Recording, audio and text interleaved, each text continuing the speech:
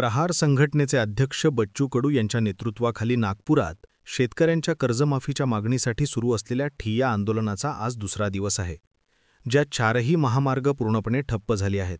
आजही आंदोलकांनी रस्त्यावर डेरा टाकला असून एका महिलेच्या सांगण्याप्रमाणे ती लहान मुलीला घेऊन तब्बल 12 तासांपासून अडकलेली आहे. तरीही सरकारकडून कोणतंही चर्चेचं निमंत्रण किंवा रात्रीची कोणतीही हालचाल झालेली नाही.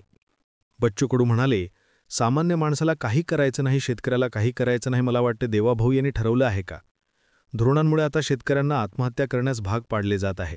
कापूस आयात करून उत्पादक शेतकऱ्यांना मारलं जात आहे. लेखणीतून किती शेतकरी मरण पावले, आता गोळीबार करून किती मारायचे हे देवाभाऊने ठरवले असेल का?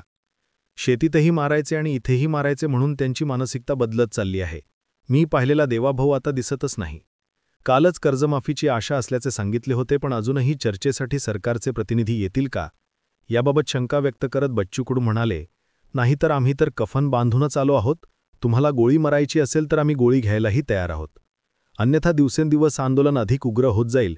12-1 वाजेनंतर आम्ही रेल्वे अडवू, पूर्ण बंद जाम करू आणि दुसऱ्या दिवशी 30 तारखेला विमानतळावर निघू. आम्ही व्यवस्थित प्लॅनिंग करून ठेवली आहे, ते होईल. कालच्या गनिमी काव्याबाबत बोलताना ते म्हणाले, काल पोलिसांना कळला म्हणी आजही गनिमी कावा, पण आता गरज नाही.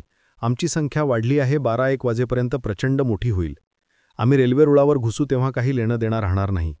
त्यांना शेतकरी हा विषय कायमचा संपवायचा आहे. बीजेपीची नेहमीची मानसिकता आहे की कोणतेही आंदोलन उभे राहिले तर ते धडपून टाकायचे, कारण कोणीही दुसरे आंदोलन करू नये ही भारतीय जनता पक्षाची सरकारमधील नेहमीची मानसिकता आहे. महाराष्ट्राची आर्थिक स्थितीबाबत विचारले असता बच्चू कडू म्हणाले, 40,000 कोटींचे कर्ज काढले तर मरत काय सरकार? आर्थिक स्थिती नाही म्हणतात, मग 6,400 कोटी फक्त मुंबईसाठी खर्च करताय. निवडणुकीसाठी 85,000 कोटी, शक्तीपीठासाठी 6.5 लाख कोटीचा बजेट आहे. आता हा 8वा महिना, 3-4 महिन्यात काही पैसे आले नाहीत, बजेट फेल आहे का?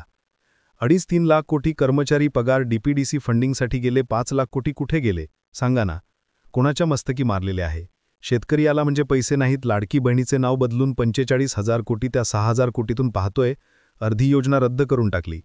तेलंगणात 3 लाख कोटीचा बजेट 45,000 कोटी शेतकऱ्यांसाठी ठेवले आणि तुम्ही 9,000 कोटी. आजच्या रोपरेषेबाबत सांगितले, आज आम्ही इथून सरळ रेल्वेमार्ग पकडणार, जाम करू. सरकार ऐकेल नाही तर विमानतळावर अडून थांबू. रेल्वे बंद झाली तर परिणाम दिल्लीपर्यंत जाईल. काल एका कार्यकर्त्याला पोलिसांनी मारहाण केली, त्याची बनियन फाडली. तो म्हणाला उद्या रेल्वे बंद करतोय म्हणून बाचाभूत मारले. आता पोलिसांनी सुरुवात केली आहे. आम्हीही लोकशाही मार्गाने आंदोलन करतो आहोत. हे हुकुमशाही आहे का? संविधानात बसत नाही. सरकारला विचारतो, रोज आत्महत्या होता, त्याला लोकशाही म्हणायची का? संविधान यासाठी आहे का? बच्चू कडू यांचा निर्धार पक्का असून ते म्हणाले, लोकांचा साथ वर्षभर असेल तर वर्षभर थांबू. सगळ्यांची जेवणाची व्यवस्था आहे. काल डबे आले, रात्री कंबल वाटप झाले. मी पुरी भाजी जेवलो, भूक लागली होती. आम्ही पण जेवलो. दिवसभर जेवलो नव्हतो, 12-1 वाजता जेवलो. इथेच झोपणार जोपर्यंत कर्जमाफी नाही.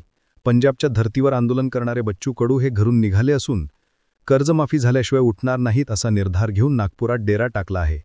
हे देशातील number 1 news connect Maharashtra live.